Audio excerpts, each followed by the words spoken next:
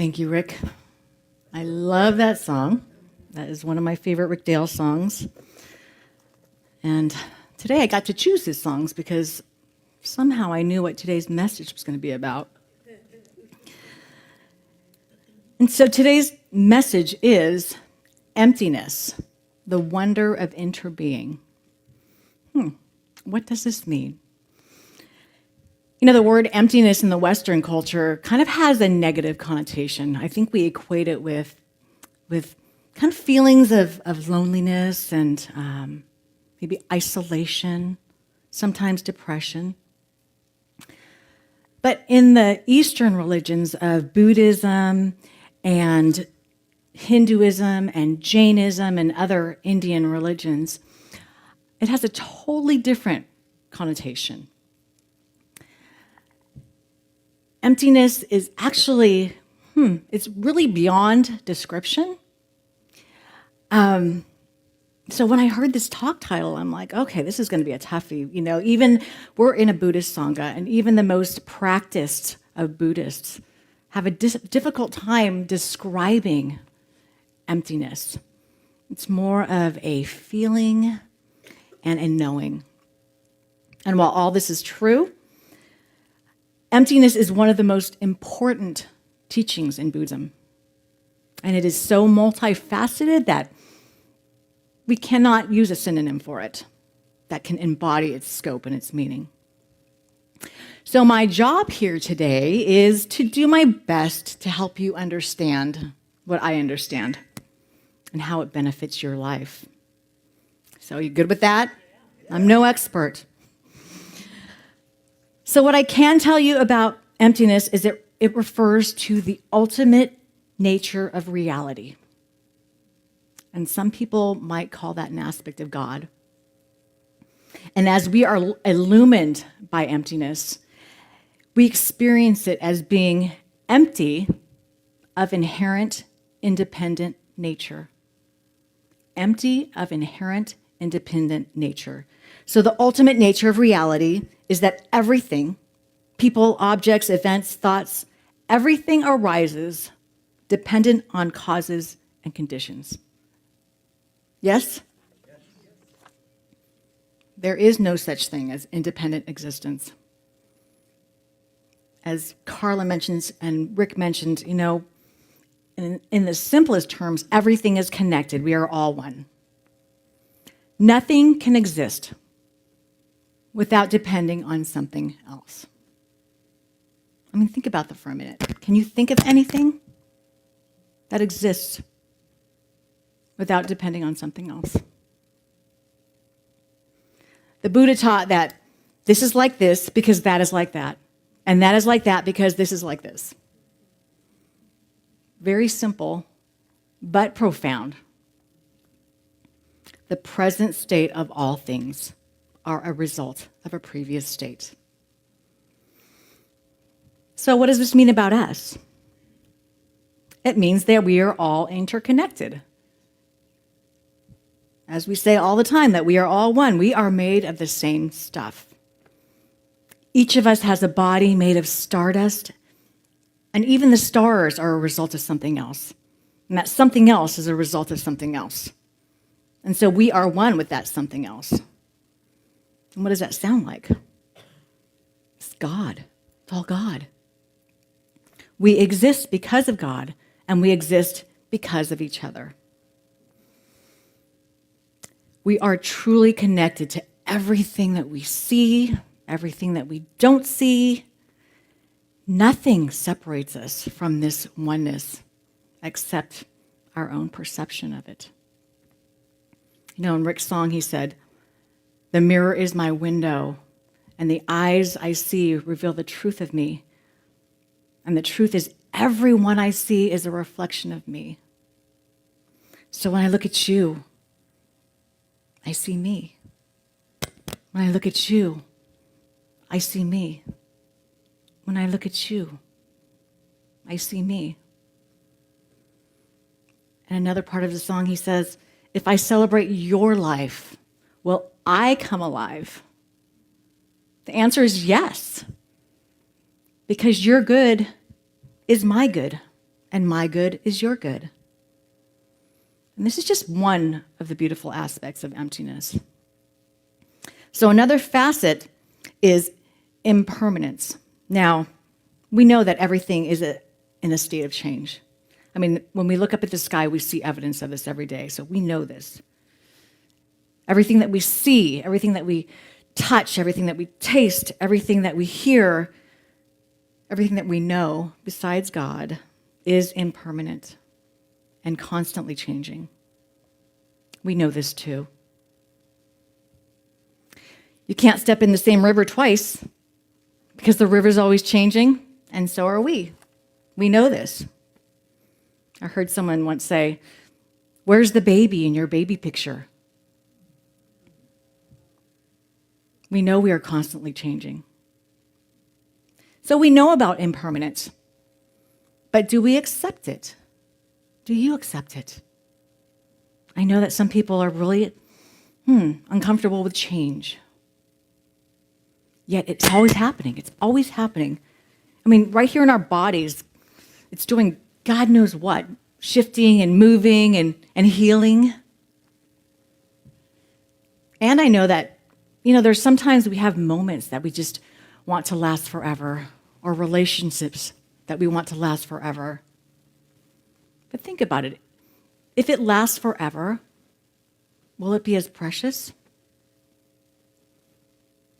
Today's Groundhog Day. That movie Groundhog Day, that day that just would not end. I don't think he cherished that. I'm not a gardener, but I've heard about this plant that has a flower that blooms one day and then it dies. People wait all year for this flower to bloom. And guess what? It's really in demand. And why do you think that is? When they bloom, we get to fully embrace it and experience the beauty of it. Take it in and really appreciate it, because we know it's not going to be there tomorrow. Impermanence teaches us to fully seize the moment and fill ourselves up with God. And then on the flip side, when things are not going so well for us, impermanence reminds us that this too shall pass. If we're going through sadness or grief, we know that it's just temporary. So about a month and a half ago, my father passed away. And so our family has been moving through grief. Yet, we get to remind ourselves over and over again that the joy is coming back. It's emerging more and more every day. And each day is different. But that's the nature. If we just keep bringing ourselves back over and over and over and over again, then we are going toward our good, moving toward our good. We practitioners at the center just completed a month-long class with Emma Curtis Hopkins, her teachings. And we learned all about the good that is ours as we keep our minds, our voices, and our actions focused upon it. So we get to choose to flow with the impermanence, to focus on the good that comes from it, rather than resisting it or hating on the change. So another wonderful facet of emptiness is that it is often compared with space. Completely open and unobstructed. Yet it's warm and there's a sense of knowing. So why is space good? Now I had some props and I forgot them, but I had 2 bags, okay? This bag here is so filled up that there's absolutely no room to add anything to it. This bag over here is Mary Poppins' bag. You can put anything into it, a hat rack, a plant, shoes, a wall mirror, a floor lamp, and it will never be filled. This is the infinite potential. Your mind is the bag. It can be like Mary Poppins' bag, open for everything, or it can be this overstuffed bag, which has no room for more good. It's really all about your choice. In the science of mind, we teach and believe that if the divine is omnipresent, then indeed everything is connected.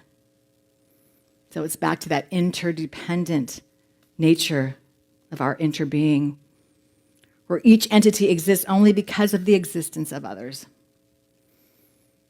Our actions and existence are linked to everything else in the cosmos. And I just wanted to point out an important side note that this is not a call to become codependent. We don't have to fix people. We don't have to sacrifice our own good, nor do we have to take responsibility for another's suffering. We are here to understand one another's suffering, though, and to do what's ours to do to help ease some of the pain. We are called to a shift in our awareness, which allows us to access our compassion, our understanding, and the energy that we can use to help others. As Reverend Judy often says, there's not a spot where God is not. Everything is interconnected. When one person leaves this planet or when another is born, the whole web of life changes. It's constant. And I love that web visual because when something happens on this part of the web, this part shakes. This reminds us of our connection. It gives us an opportunity to remember that we are connected in this web of life. And then when we remember that we are connected, then we are more likely to act with loving kindness and compassion and generosity towards our brothers and sisters on planet Earth. You know, this past month has been filled with a lot of sadness. We've experienced these horrible wildfires in Los Angeles, where so many people have lost their homes and businesses. And just recently, we've had a couple of horrific plane crashes. So our web has been shaken. And this is our interbeing. So nothing that I said today really matters.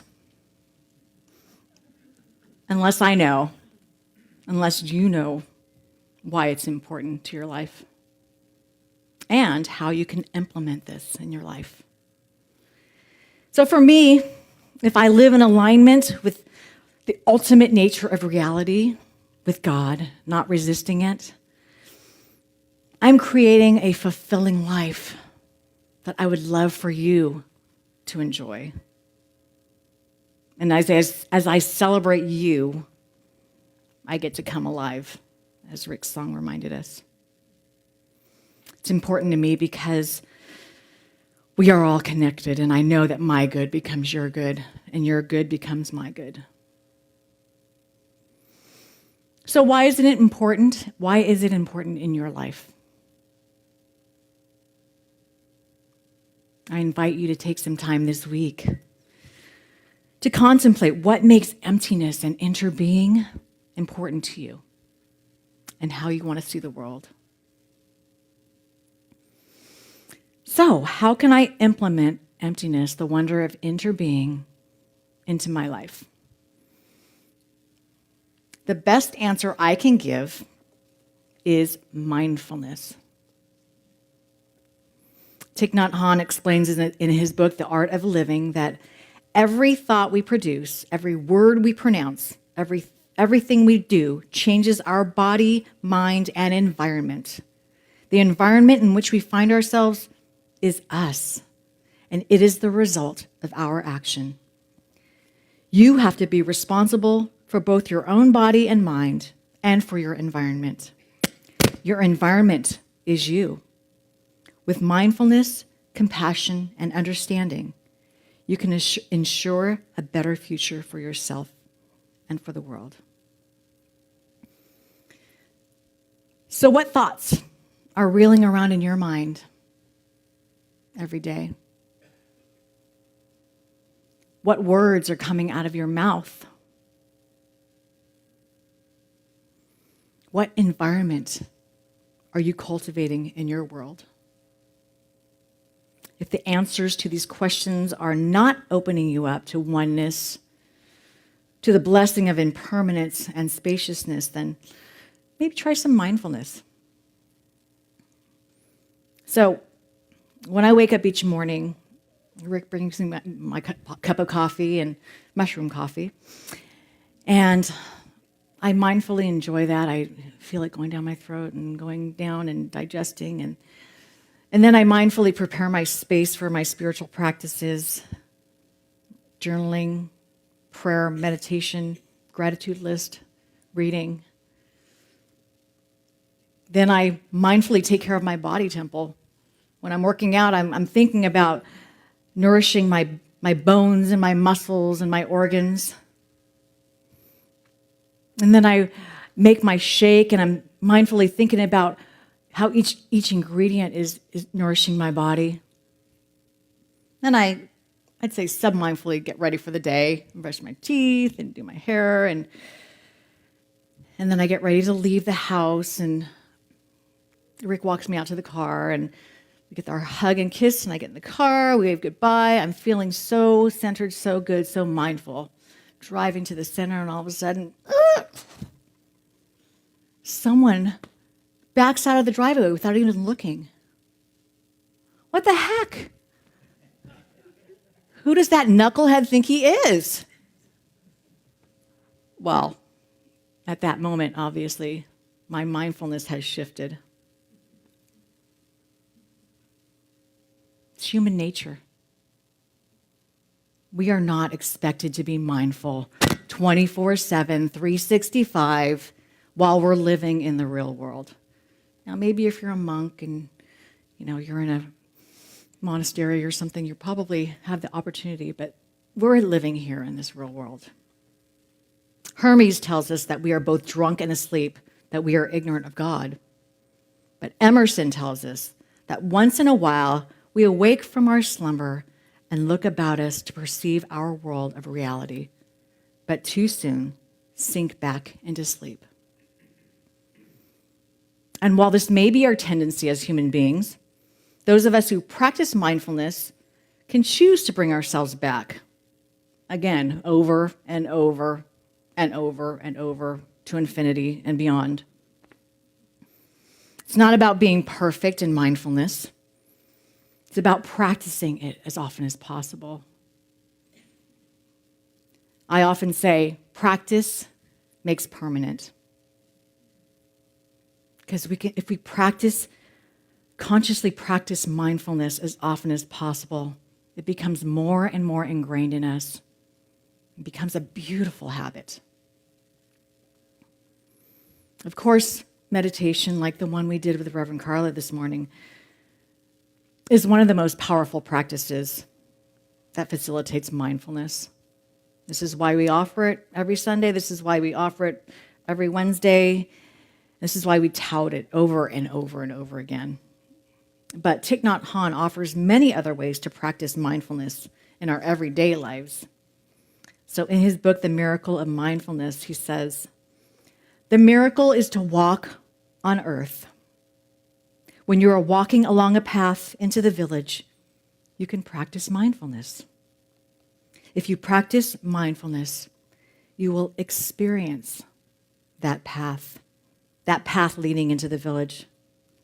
You practice by keeping this one thought alive: I am walking along the path leading into the village." Whether it's sunny or rainy, whether the path is dry or wet, you keep that one thought, but not just repeating it like a machine over and over again. Machine thinking is the opposite of mindfulness. If we're really engaged in mindfulness while walking along the path to the village, then we will consider the act of each step we take as an infinite wonder. And a joy will open our hearts like a flower, enabling us to enter the world of reality, the world of emptiness. And he says that we can do this while sitting, we can do this while lying down, we can do this while washing our hands or washing our dishes or drinking tea or coffee or even eating. I love it when we go to a Michelin star restaurant and every bite we take, we're like, take it in and we just let it melt and we just take in that moment.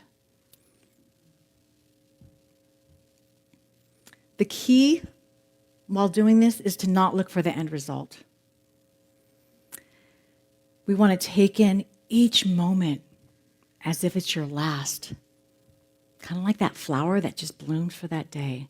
You just need to take it in and enjoy. So this week, I invite you to go within and contemplate the ideas of emptiness and interbeing and why it is important to you. I invite you to set aside some time to consciously practice mindfulness while walking or drinking your tea or coffee or eating that delicious meal. Do it so much that it becomes a habit. I really believe that if you do these things, you will have a shift in consciousness that will bring you closer to God. So I'd like to close by saying an affirmation that I thought was today's affirmation, but apparently it's not. It goes, I embrace my connection with all life. Can you say that with me? I embrace my connection with all life. Now let's say it again with mindfulness. Okay, I embrace my connection with all life. I embrace my connection with all life. Now, one more time, mindfully and loudly. Ready? I embrace my connection with all life. I know that you do. I know that I do. And so it is.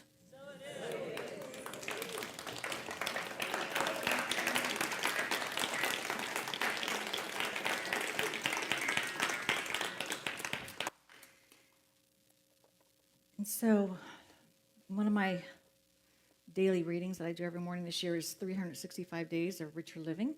It's Ernest Holmes and Raymond Charles Barker. And as the prayer, I'm going to share with you the closing affirmation. So please take it like a prayer and close your eyes.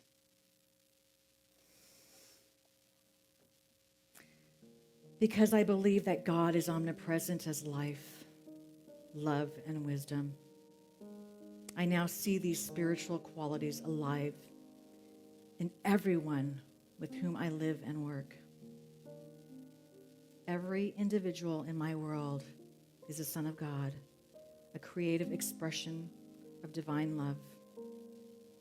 Each one offers me only that which is good, creative, and true. All else is nothing to me, for I know that I am established in a perfect mind where all is order, peace, and right action. There is no confusion, for God is the eternal peace of my soul. I see this within myself, and I see this same peace within my fellow man. God within me, God within each one. I meet this day. All is good in my world, and so it is.